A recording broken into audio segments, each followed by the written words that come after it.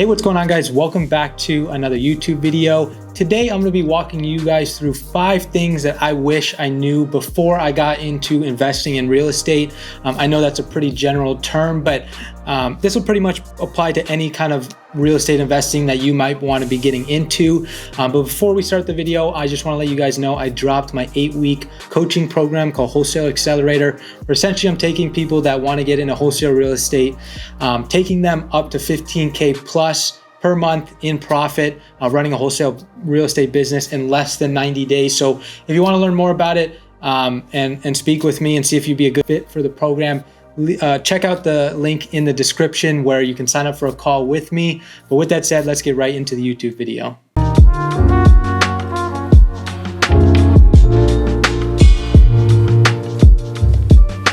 So for a lot of you that are watching this video, probably getting into real estate, you're probably at the same point that I was, which was just about 2 years ago when I started getting into real estate. I specifically specialize in wholesale real estate, but for any of you that want to flip, buy rentals, get into wholesaling, do creative finance, it doesn't really matter. One of the biggest things I wish I knew was to really get out of that analysis paralysis phase of just watching YouTube videos, because to be honest, real estate is one of those things that you can learn a lot about just by watching hundreds of hours of YouTube videos, and you can get overwhelmed. But in the end of the day, what I started realizing is if you're not going to be speaking with homeowners or property owners, whatever niche that you're getting into, you're not going to do deals. You just have to, you don't have to worry about the websites. You don't have to worry about building a crazy brand, company name, crazy logo, have business cards. You really have to get out of that mindset and just get on the phones, because to be honest, it took me 7 months to get my first deal in real estate.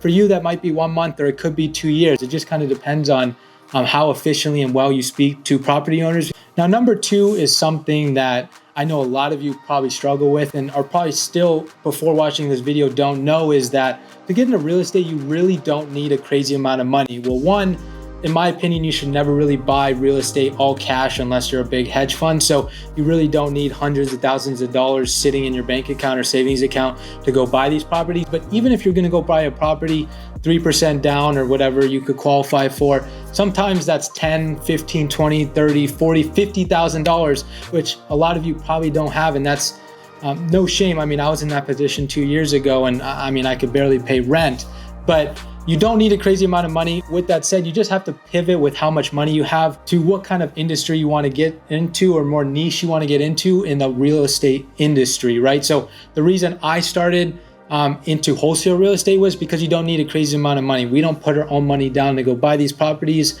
We're essentially just flipping the contracts to actual people or cash buyers that are going to go and flip the properties, rent them. It doesn't really matter what they end up doing with them, but you don't need a crazy amount of money. You just need a couple, I'd say maybe $2,000, $3,000. I would try to save up or sell some things to go spend some money on marketing, to have the ability to go put earnest money down on a home. Because once you do get under contract with somebody, you want to show that you're a reputable seller. And how you do that is putting down earnest money. Now, it doesn't need to be thousands of dollars. It just depends on what you agree with the homeowner. I've seen contracts as low as $10. But it all just depends on how you run your business. But in the end of the day, you don't need thousands of dollars to get in this business. It kind of goes back to my last point. If you're cold calling homeowners, it doesn't cost any money to go pick up your phone and talk with somebody. So the sooner you get started, don't feel like you need to save a ton of money to start in this business. But with that said, let's get on to number 3. So this is something kind of related to point number 2, and that is you have to pick a niche when you get into this industry. I see a lot of people try to figure out, do I want to go to multifamily? Do I want to go to single family? Do I want to go to commercial? And then they feel that they need to dabble a little bit to see which one they like, which is definitely not a bad strategy. But in my opinion, and how I work and how I've found my little bit of success, is just finding one route and perfecting it. For me, that was wholesaling, and I took it even in the next step, and I only do single family. So I see a lot of people that want to dabble into multifamily. Even if they want to get into commercial, they can. They want to, I mean, commercial in itself is a big category. That could be self-storage units, that could be office space, that could be commercial land. And so you really spread yourself too thin when you don't, when you come into this industry and don't try to pick one niche. So if I were starting the business, pick something, try to perfect it. And then once you perfect that, have a system in place. Potentially you'll probably have employees doing that. Build a separate company or try to somehow integrate some other niche, whatever that, maybe you're doing single family, you want to integrate multifamily, but get really good at one thing, because I guarantee in this business, it's all about consistency. And if you don't have consistency in one of those streams, it's going to be hard to see success. And just on a KPI level, you want to see yourself do really well in one thing. That way you can, think about how many single family homes, multifamily properties there are in the US. Most likely you're going to be starting in one small city of one county of one state. And just think, if you get really good at doing it in Maricopa County, Phoenix, then you can go to Tucson. Then you start going to other places outside of Arizona, and then you go to other states, and then you could go to nationwide. But you can't do that if you're not just focusing on that single family type property, or you're not focusing on just residential land. Get really good at one thing and then blow it up.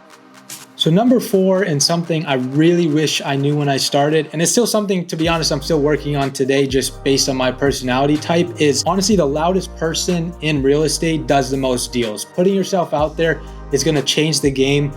Depending on the niche you am, I'll just give the example of if you're in wholesale real estate, because that's what I'm in. Usually the people that end up doing the most deals are the ones either spending the most marketing or just truly the loudest ones in the room. And that is metaphorically and literally. When you go to conference, start asking people what deals they're doing. If they need help on deals, you can go to Facebook groups, put yourself out there, because you look at somebody like Grant Cardone, he's probably not the smartest person in the entire real estate industry. People know a lot more than him, but the reason he has such good success is because he puts himself out there. He's probably one of the most quote unquote loud people in the real estate industry. He does have a ton of money to put into ads, but he was in the position that you or I in right now, just not really knowing anybody else, just kind of doing his own thing. But the moment he decided to put himself out there, tell people that he did deals. So for me, and that's something I'm working on, is just telling more people I'm in real estate. If you have properties you would like an offer on, if you have some sort of distressed situation, feel free to reach out to me. I'm more than give you a cash offer. Just having that conversation in the last few months, and something that I've been working on, has exponentially changed my business to give me more JV deals. People bring them to me. I'm not making crazy amount of money off of it, but when 3, 4, 5 people want to do JVs with somebody like myself, that's an extra, I'd say probably 30 to 50K to the top line of our business. And that would have never happened if I didn't open my mouth. So just keep that in perspective when you want to get into real estate.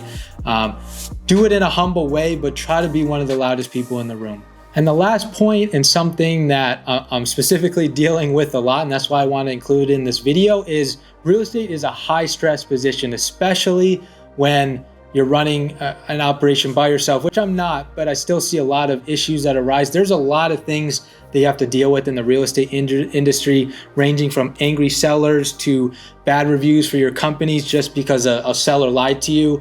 Now you have to back out with the inspection report. Now they left you a bad review. People suing you for trying to reach out to them during certain marketing channels. It's a super messy business, not to scare you or anything like that, but I just want to be honest in this video. You're going to have a lot of problems, but it's a person that is the most consistent and realizes this is a long-term game. This real estate is not a 1, 2, 3 year, or even a part-time thing. I know people do well part-time, but the moment you should start seeing big success in real estate investing is, honestly, the more money, the more problems truly applies to this industry. So just expect that when you're getting into it, especially again, if you're a one-man show, you got to burn out all those fires. And the moment you start hiring people, and this is something I'm seeing right now, is, my day is just filled with burning out different fires of, I can't reach this homeowner wants to change this inspection report came back, the seller is suing us for cold calling them even though we were compliant. It's just a messy business.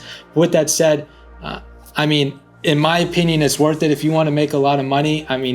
Again, more money, more problems. I just would love to be honest with you guys, not to leave the video on kind of like a Debbie Downer kind of vibe, but I hope you guys did find some value in it. Again, if you enjoyed the video, don't forget a thumbs up, hit the like button, subscribe if you want to see and keep updated with my videos. We're doing videos every Tuesday and Friday. Tuesdays are informational, just like this. And then Friday, we actually do this business. So I would love to, we show you kind of behind the scenes of a whole week vlog, showing how we are running this business and how we're scaling it. But With that said, I appreciate you guys being here, and I'll see you in the next video.